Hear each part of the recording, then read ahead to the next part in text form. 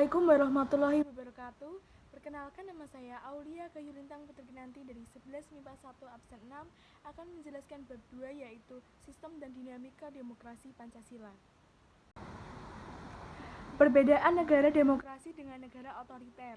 1. Pada negara demokrasi, pemilihan negara dilaksanakan secara demokratis, dan pada negara otoriter, pemilihan kepala negara hanya sebagai formalitas saja, terkadang tidak dilakukan. Kedua, masa jabatan kepala negara di negara demokrasi adalah 4-5 tahun, sedangkan di negara otoriter tidak ada batasan waktu tertentu. Ketiga, pada negara demokrasi terdapat kebebasan pers dan media, sedangkan di negara otoriter tidak ada kebebasan pers dan media. Keempat, pada negara demokrasi, fungsi hukum sebagai instrumen pelaksana kehendak rakyat, sedangkan di negara otoriter adalah fungsi hukum sebagai legitimasi penguasa. Demokrasi berdasarkan titik berat perhatiannya yaitu 1. Demokrasi formal. Demokrasi yang menjunjung tinggi persamaan politik, biasanya dianut oleh negara liberal. Kedua, demokrasi material, yaitu demokrasi yang menjunjung tinggi persamaan di bidang ekonomi, biasanya dianut oleh negara komunis. Ketiga, yaitu demokrasi gabungan, yaitu demokrasi yang mengambil sisi positif dan membuang sisi negatif dari demokrasi formal dan demokrasi material. Dan demokrasi ini dianut oleh negara non-blok. Kedua, demokrasi berdasarkan ideologi. 1. Demokrasi konstitusional, yaitu demokrasi yang didasarkan kebebasan atau individualisme.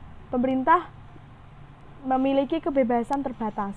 Yang kedua, demokrasi rakyat, yaitu demokrasi yang didasarkan pada Marxisme atau komunisme.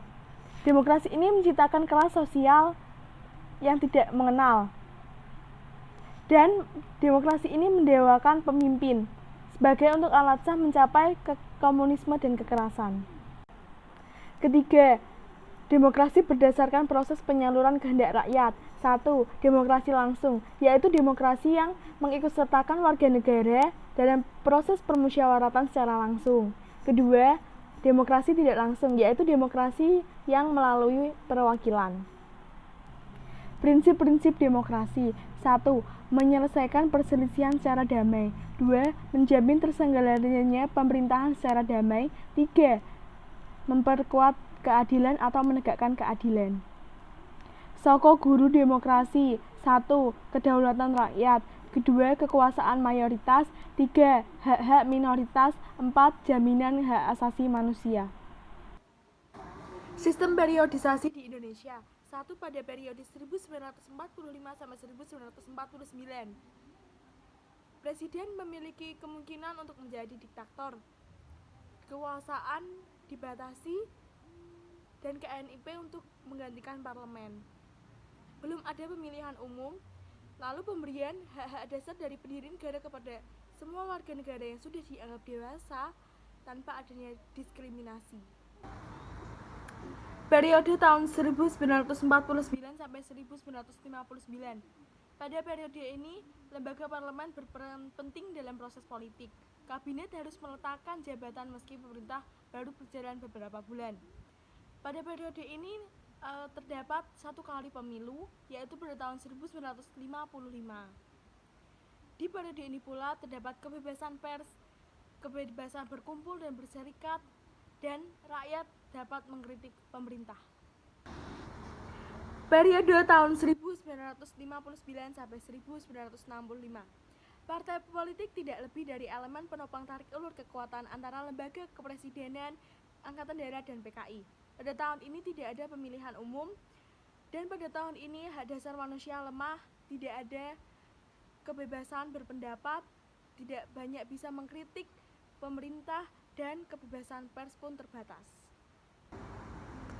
Periode 1965 sampai 1998.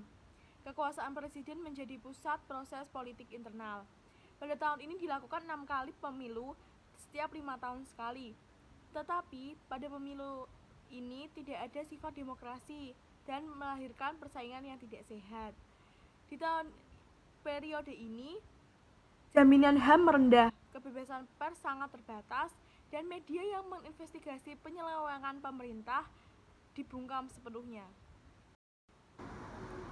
Periode 1998 sampai sekarang, Presiden Soeharto mundur digantikan oleh B.J. Habibie. Presiden dapat dipilih 5 tahun sekali dan memiliki batas maksimal 2 periode. Pemilu dilakukan dengan asas luber-jurdil. 1. Persamaan kedudukan di muka hukum. Hukum mengatur bagaimana seharusnya penguasa bertindak, bagaimana hak dan kewajiban dan penguasa dan juga rakyatnya. Semua rakyat sama di mata hukum. Untuk hal itu harus dijunjung dengan aparat penegak hukum yang tegas. 2. Partisipasi dalam pembuatan keputusan, aspirasi dan kemauan rakyat harus dipenuhi dan pemerintahan dijalankan berdasarkan konstitusi yang MIP-era dan pedoman dalam melaksanakan hidup bernegara. Pembuat kebijakan harus memperhatikan seluruh aspirasi rakyat. 3. Distribusi pendapatan secara adil. Di bidang ekonomi, semua warga negara berhak mendapatkan pendapatan yang layak. Pemerintah wajib memberikan bantuan kepada fakir miskin berpendapatan rendah. Diharapkan terjadi distribusi pendapatan yang adil. 4. Kebebasan yang bertanggung jawab. 1. Kebebasan beragama. 2. Kebebasan pers. 3. Kebebasan mengeluarkan pendapat. 4.